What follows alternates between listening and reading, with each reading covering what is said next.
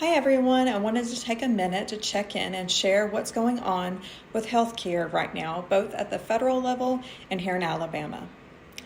As you know, we've been reaching out to Congress for months, urging them to extend the enhanced premium tax credits. These are the extra financial help that made healthcare plans on Healthcare.gov more affordable by lowering people's monthly premiums. They've been in place since 2021, and for many families, they were the difference between being able to afford coverage or not. At the end of last year, those enhanced subsidies expired. For a lot of people, that meant that their monthly premiums doubled or even tripled overnight. We've heard many heartbreaking stories of Alabamians who saw their health insurance costs jump to an amount they simply couldn't afford after losing their enhanced premium tax credits. That forced many people into really painful decisions about their health care.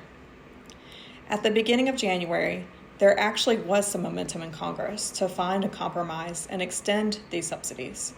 But as you've seen, attention understandably shifted to immigration and other issues, and healthcare affordability was pushed aside once again.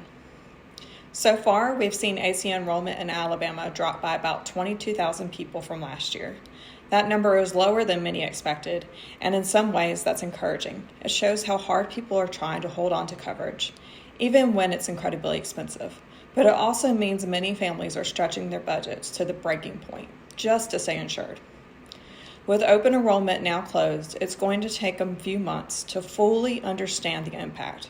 We're deeply concerned that many people had to switch to lower quality plans with higher deductibles and fewer benefits, while others had no choice but to drop coverage altogether. And this is why we can't let this issue fade from view.